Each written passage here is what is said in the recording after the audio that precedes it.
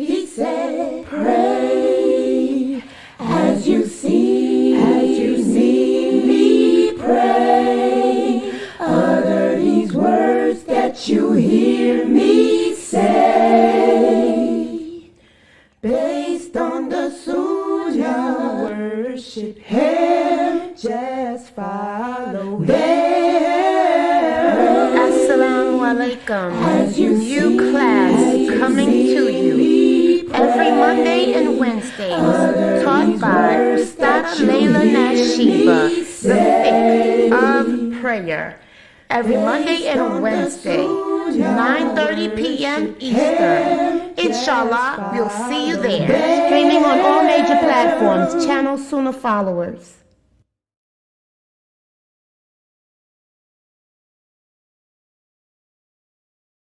Alhamdulillah, wa salat, wa salam ala wa rasulullah. I want to welcome everybody to our series on how to perform the prayer. And alhamdulillah, we've been speaking about one of the voluntary prayers. And remember, as we've discussed in our 6 p.m. class, in order to become an ally of Allah, the task is pretty simple. You simply have to live your life doing the things that Allah commanded us to do and staying away from the things Allah commanded us to stay away from. And then you can grow closer to Allah to the point of earning His love, by doing the voluntary deeds. And remember, Allah has promised that He will never allow the hellfire to touch anyone whom He loves. And that's the category that we want to be in, the right hand, the forerunners. Those are the only two groups of allies of Allah. The chances of us making it to the forerunners are pretty slim. I'd be an arrogant, pompous person if I were to tell you that I'm a forerunner. Nope, because it ain't but 75,000 of the human beings created and jinn created that'll make that. Nope. But I can at least aspire for the right hand, at least to be a right-hander, because neither one of those groups will do time in hell. And one of the things that can help you to reach that status is by doing the voluntary prayers. And one voluntary prayer that Allah loves for us to perform is the night prayer. And who can tell me why? Give me some of the virtues. What are some of the virtues that we've discussed about the night prayer? What's the virtues? What makes Allah love it so much? Anyone? One of the things is that you're sacrificing for Him, because you're leaving your warm bed, your warm spouse, your sleep. I'm trying to pull up the hadith, but that's it. You got it. That you're giving the meaning. That's it. Okay. Yeah, mashallah. It's about sacrificing. The Prophet said anyone who sacrifices his warmth of his bed and his spouse, to remember Allah. This is one of the best ways to earn Allah's love, His favor, His pleasure. So, the night prayer, that's one of the virtues of it. Any others? Anybody else want to add to what makes the night prayer so great? Anyone else want to share? Another reason is to one of the virtues, because that's the more you're doing the voluntary deeds when you don't have to, and you get closer to Allah until He starts to love you. Exactly. It's all about taking that extra step, going that extra mile to earn the recognition and love and respect of Allah. And mashallah, tonight what I'm going to do is finish up this topic and about the night prayer. And I got a couple of more questions concerning the night prayer. Here's one. Now, pay attention to the wording. What time is tahajjud? Is it the middle of the night, the beginning of the night, or the last third of the night? Who can answer that? What time is tahajjud? The beginning of the night, the middle of the night, or the last third?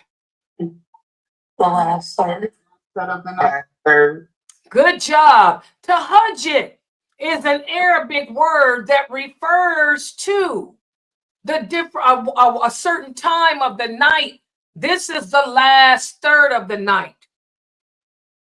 And the last third of the night ends at what time? Can anybody tell us? The beginning of the dawn for Fajr. Exactly. So if you want to get the reward of praying or remembering Allah, simply just making dua during the last third of the night, that's tahajjud. Then get up before Fajr. Get up a half hour before Fajr or a few minutes before Fajr. A lot of Muslims say, oh, Sister Layla, can you tell me what time it begins? I don't know, because we live in different time zones. I don't know what time. I'm going to be honest. I don't know what time the last third begins. Who walks around calculating like that? But I can tell you, to catch the last third of the night, just get up before Fajr. Before the Adhan for Fajr is called, make 2 rakats or make dua. Okay, you know the Adhan for Fajr is at 6 o'clock. Okay, 5:45, I'm doing tahajjud. 5:30, I'm doing tahajjud. Just as simple. Okay, good job. What about this? Oh, wrong mouse. What time is Qiyam el-Layl? What time is Qiyam el-Layl? Is it midnight? Is it the beginning of the night, or is it the last part of the night? Which one of those answers refer to Qiyam el-Layl? Midnight, the beginning of the night, or the last part? Midnight. Midnight. Okay, good job. The correct answer is midnight. I told you guys, remember my name, Layla. Layla does not mean night. Layla means midnight. Midnight. Dark as midnight, to be honest. What does Layla mean? What does Layl mean? Dark as midnight. Okay, so Qiyam is an Arabic word that means to stand up. Qiyam is an Arabic word that means to stand up or to wake up, to get up. Get up at the middle, at the midnight, at the darkest part of the night. The darkest part of the night, which is midnight. Okay, so that's Qiyam el-Layl. What about this? What's Taraweeh? What part of the night is Taraweeh? I didn't put that up there, but what can y'all think? What's the answer? Is Taraweeh the beginning of the night, the middle of the night, or the end of the night? Taraweeh, the beginning of the night, the middle of the night, or the end of the night? What's Taraweeh? Beginning. Beginning of the night. Exactly, beginning. When you make on Ramadan, when you go to the mosque to perform Taraweeh, what are you saying in English? Taraweeh means the beginning of the night, right after Isha. Taraweeh, it begins right after Isha. So that's why I'm doing Ramadan. You go to the mosque, you say, I'm not going to pray Qiyam el-Layl with the Imam. The Imam's not going to wait till el-Layl, which is the midnight. He's not going to wait till Tahajjud, which is the last part. He's going to begin Taraweeh. He's going to begin the Sunnah Rakats of the night prayer during Ramadan at Taraweeh, which is right after Isha, the beginning of the night. Isha means night. Layl means darkest part of night, which is midnight. Tahajjud means last third of the night. So don't get it twisted. Okay? What about this? True or false? A person must sleep before making tahajjud. True or false? False. False. False. Good job. This is false. You do not have to go to sleep. This is a Sufi misconception. The Sufis tell you that you need to go to sleep. Well, I tell y'all, the Sufis, they resemble Christians in so many ways. You know how Christians wake up looking for St. Nicholas to come down the chimney with Rudolph the red-nosed reindeer, and they'll bring in the snowman, Frosty the snowman. You know, they looking for Rudolph, Frosty the snowman, and here comes Santa Claus all down that chimney. They say go to sleep and wake up. Well, Sufis are just like that. Go to sleep and wake up for tahajjud. No. You do not have to sleep before making tahajjud. Where's your dalil? What if a Sufi were to ask you for dalil? What would you say? Where's your evidence, Layla? Layla, what's your evidence that I don't have to go to sleep before making tahajjud?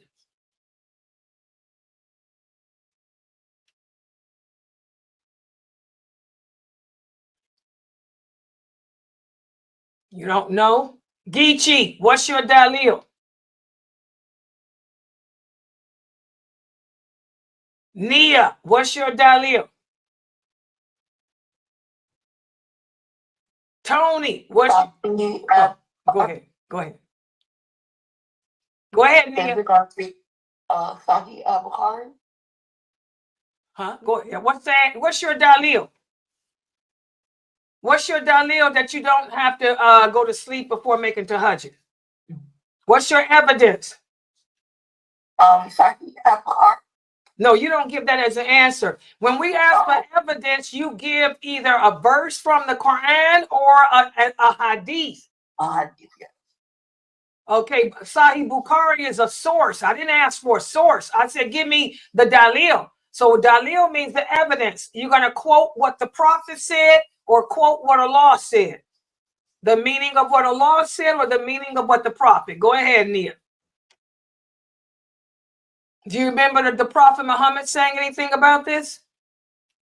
I'm trying to think. No. Okay. I don't. That's okay. I don't remember this one. Anybody else? Mina.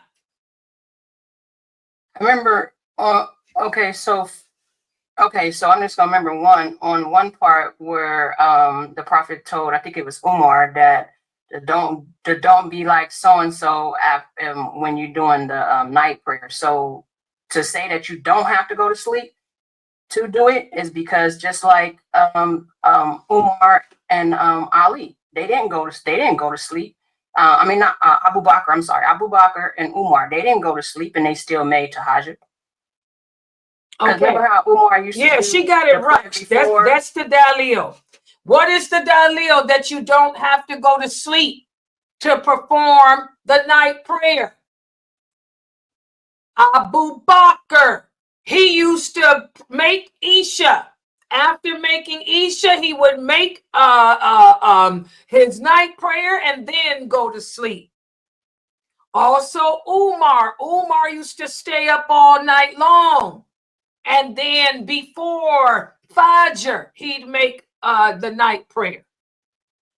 Also, we had another hadith where one of the companions would pray his Isha prayer at the mosque, and then they saw him making one rakat afterwards. And they asked him, what is that one rakat? He said, that is my night prayer, my witr for the night. Okay? So that's the dalil that any of those dalils are evidences, that you don't have to go to sleep to perform any for the night prayer at all, no matter what time of night it is. Tahajjud just means the last third of the night. Umar used to stay up and pray the night prayer whenever he wanted to. So did Abu Bakr, prayed it before he went to sleep. The other companion prayed it immediately after Isha, like Abu Bakr. Okay. Let's see what else I think is that that's the last one. So now what I'm going to do today is speak a little bit more about the night prayer before we end this topic. A lot of you asked me the question the last time we met, what's the recommended time to pray the night prayer? What's the recommended time? Of course, the last third. Tahajjud is the last third of the night. We talked about how the Prophet sallallahu alaihi wasallam said that Allah comes down to the lowest heaven every last third of the night and asks who is in need of anything from him. So if you can pray during the last third of the night, you know, of course, that's the best. But the night prayer in and of itself, it can be performed in the early part of the night, the middle of the night, or the last part. Salatul Layl. That's how you say night prayer in Arabic. Salatul is the prayer of Layl, the prayer of night. Okay? They put Layl at the end. So it went from being Layla to Layl. That's the night prayer. Okay, Salatul Layl, the night prayer, may be performed in the early part of the night, which is Tarweeh, or it can be performed in the middle part of the night, which is Qiyam el-Lail, or it can be the last part of the night, which is Tahajjud. But it has to be performed after Isha, because Isha is the obligatory prayer. Allah does not reward us for any of our voluntary deeds unless we are fulfilling our obligatory ones. And listen to what one of the companions, Anas was his aunt was one of the wives of the Prophet. He was the nephew of one of the wives of the Prophet, so he would spend the night, at her house a lot. He also was the water boy, would help the Prophet sallallahu alaihi wasallam with his water and all of that. And the Prophet taught him. Anas was also one of the Prophet Muhammad's personal students, like Aisha radiallahu anha was. Okay? Anas said if we wanted to see the Prophet praying during the night, we could see him doing it. Because remember, the voluntary prayers are made at home. He said if we wanted to see the Prophet sleeping during the night, we could see him sleeping. And sometimes he would fast for so many days that we thought that he never broke his fast. And sometimes he would not fast. In other words, this hadith, Anas is telling us in this hadith that, these are, the Prophet would do the night prayer at different times of the night. Sometimes he would pray it in the beginning of the night. Sometimes he would pray it in the middle of the night. And sometimes he'd wait to the last third of the night to show that any of those times are acceptable. Okay? Also, as Ibn Hajar, he said there was no specific time in which the Prophet sallallahu alaihi wasallam would perform the night prayer, but he would do whatever was easiest for him. And that's how we should do. Like he told Abu Bakr, it's easier for Abu Bakr to do it before he goes to sleep, right after Isha. And it's easier for Umar because he's a night owl. So whatever is easiest for you.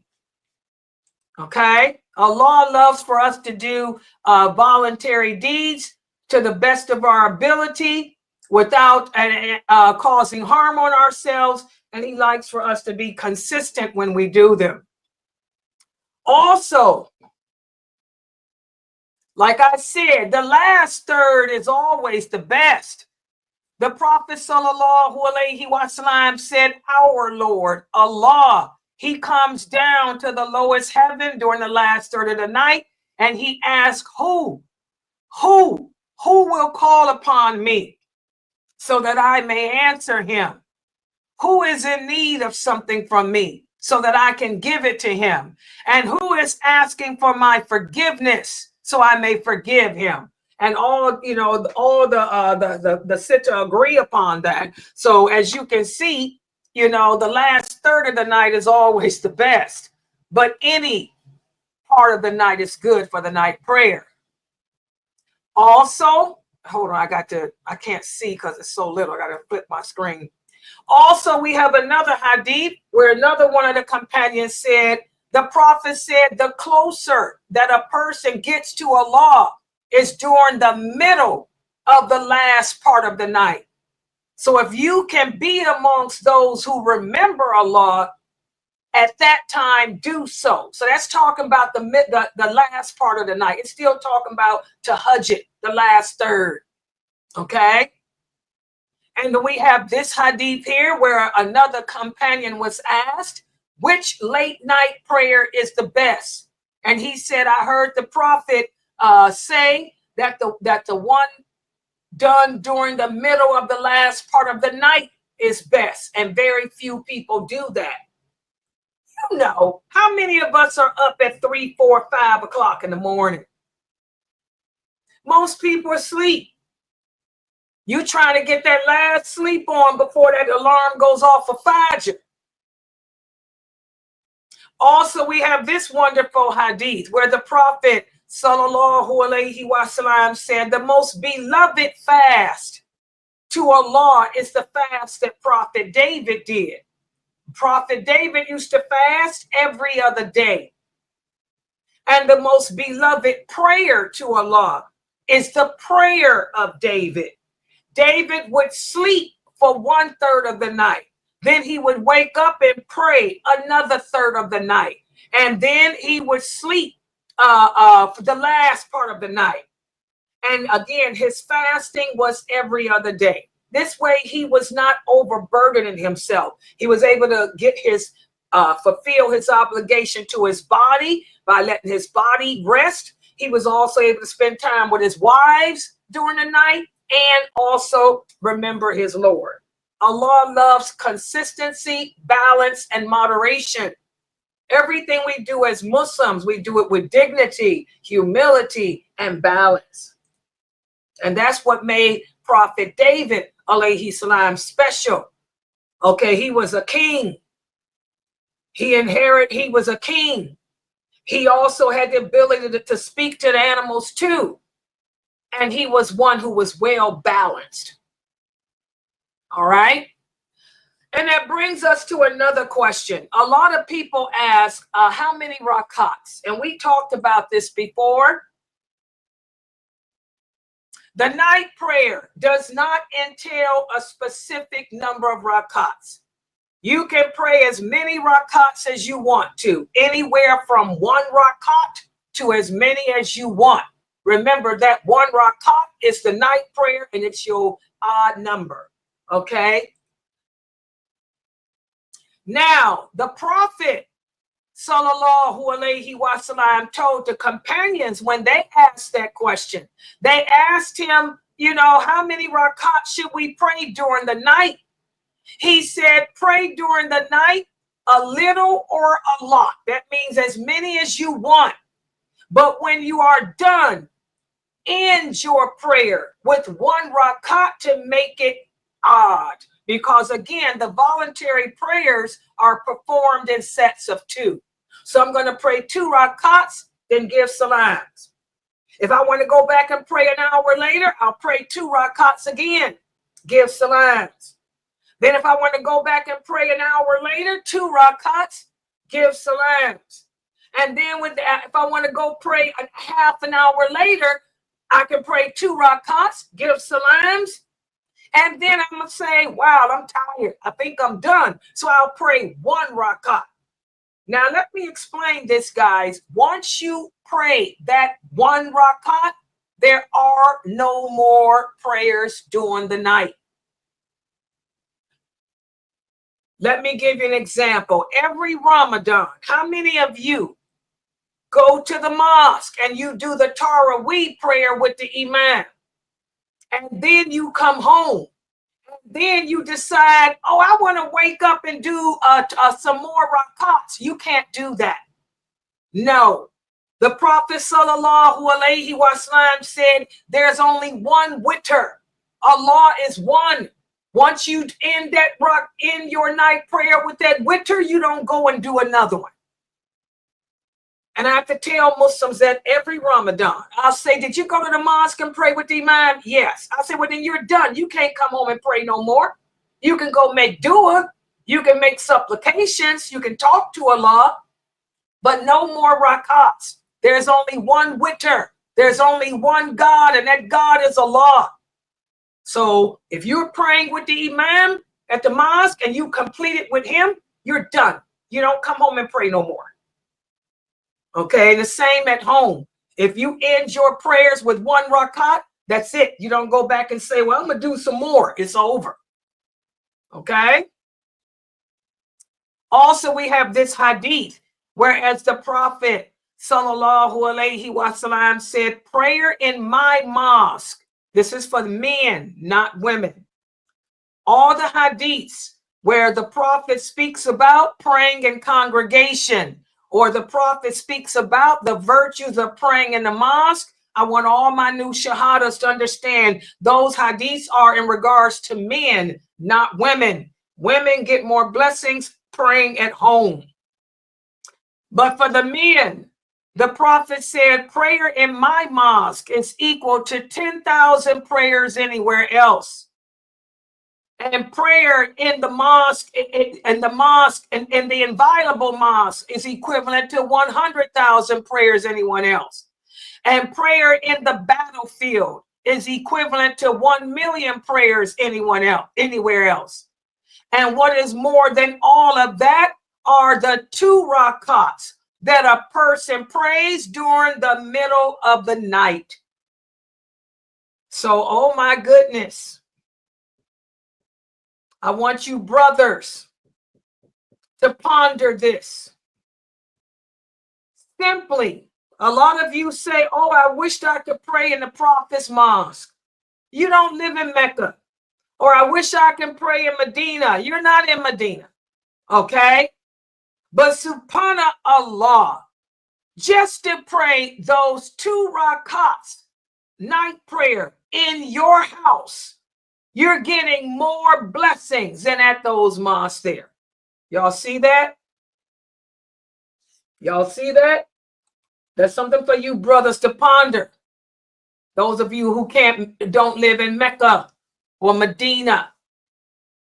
Also, the Prophet sallallahu alaihi wasallam said the night prayer should certainly be performed, even if it is for the length of time that it takes you to milk a sheep. And whatever is after the obligatory Isha is of the tahajjud. Okay, in other words, again, just emphasizing the virtues of praying the night prayer. Also, Ibn Abbas, may Allah be pleased with him, said, I mentioned the tahajjud prayer.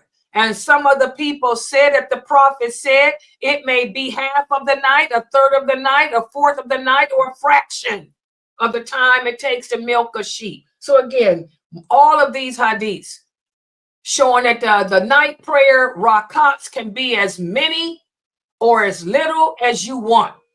As many or as little as you want. Also, we have this hadith where the Prophet ordered and encouraged the companions to make the tahajjud prayer to the extent he said you should perform the night prayer even if it's just 1 rakat. And I went over this hadith with you guys the other day.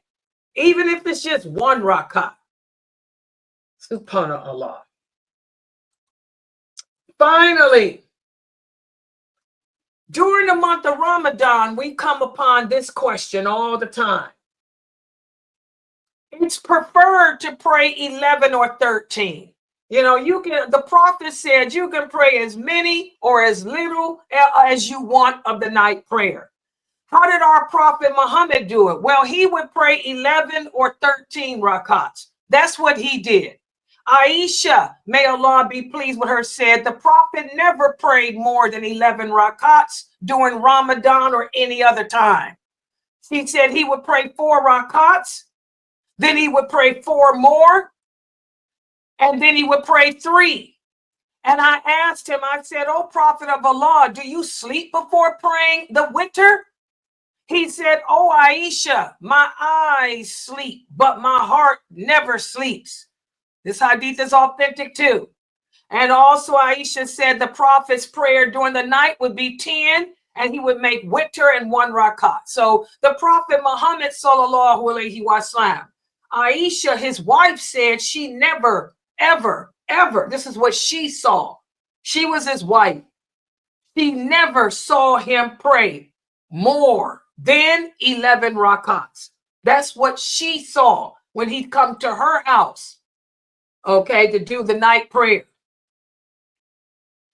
Also, what if you miss it? Well, Aisha said if the prophet got busy and was unable to perform the late night prayers, or if he could not pray them due to pain or sickness, he would just do his voluntary prayers during the day. So the only time that the Prophet sallallahu alaihi wasallam would not fulfill the night prayers if he was sick. Y'all see that? Umar, may Allah be pleased with us, with him, tells us that the Prophet said, whoever sleeps past his regular time and misses the night prayer, he should pray them between the Fajr prayer and the noon prayers. And it would be written as if he prayed all night long. So, of course, if it's your habit to make the night prayer, but you overslept and didn't wake up, you can make your rakats after Fajr. Anytime after Fajr before the noon prayer. You have all the way up until the noon prayer to make it. Y'all see that? So Islam is easy. It's all about trying to earn the love of Allah, because we all want to be allies of Allah. We do not want to be allied with Shaitan. So what an easy way. After you make Isha every night, make one rakat. Guess what? You got the reward. That's the night prayer. See how easy that is? Allah loves for us to do the deeds that's pleasing to him. He loves for us to sacrifice for him. So every night after you make Isha, just make one more rakat. And that's your night prayer. See, that's for the old women here. A lot of us women are old and sickly. You know, can't walk half of them. Dead, many of them. Just make one rakat after Isha, and you got the reward.